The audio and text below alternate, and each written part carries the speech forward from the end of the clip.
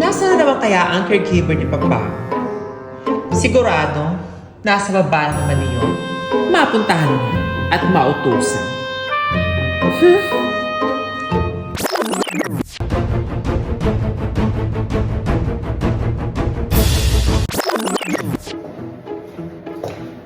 Oh!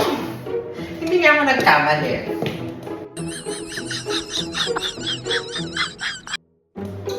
Sinasabi ko na nga ba? At sino nagsabing gamitin mo ang gym equipment ng aking papa, ng aking mama? Itigil mo na yan. Narinig mo ba yung sinabi ko? Itigil mo na yan. Wala kang karapatang gamitin ang mga gym equipment ng aking papa, ng aking mama.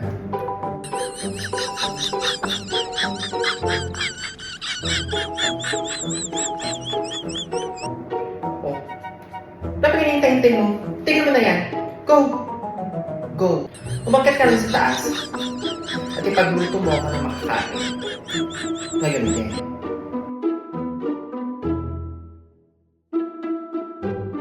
So ayan, buksan mo ang refrigerator. Kumuha ka ng karne, gulay. Yan, ganyan. Ang luluto mo ko na beef steak at paggawa mo ako ng salad. Okay? Oh my God!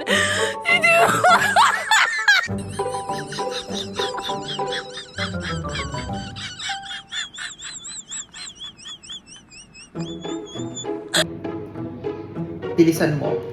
Gutom na ako. So, ayan. Very good. Ganyan.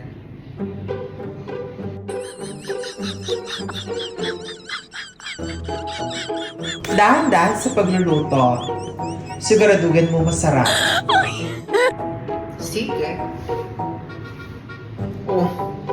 Huwag mo tinitigan-tigan ng ganyan. Galingan mo lang sa pagluluto. Naghihintay ako. Siya.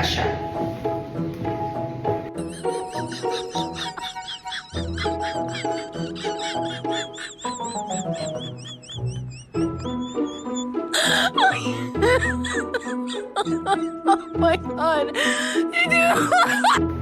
Bilisan mo dyan. Huwag ka papatay-patay. Gutom na ako.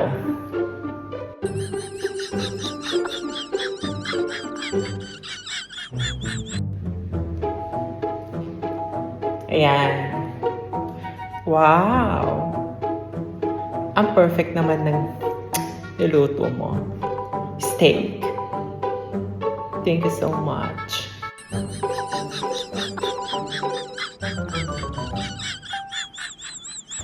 Dapat, lagi mong ginagawa ito sa akin.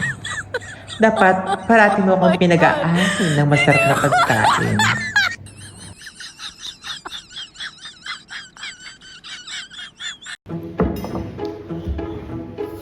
Well, thank you so much. Balik ka na sa kusina. Maglinis ka na doon. Tingnan nga natin kung masarap tong niluto.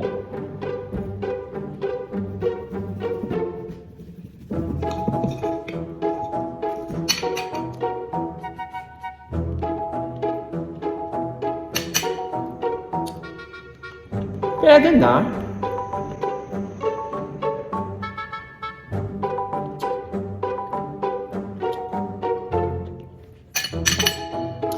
Siya. Nawala na ako ng gana. Pumunta ka nga dito saglit. Bilisan mo. Ikaw na lang yung mag-ubos ng inihain mo. Aalis na ako. May gagawin pa pala ako. Bye!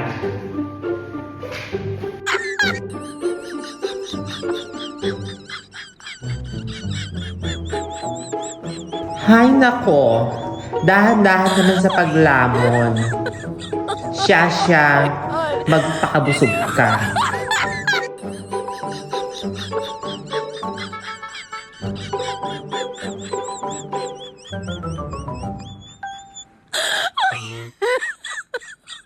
Oh my God.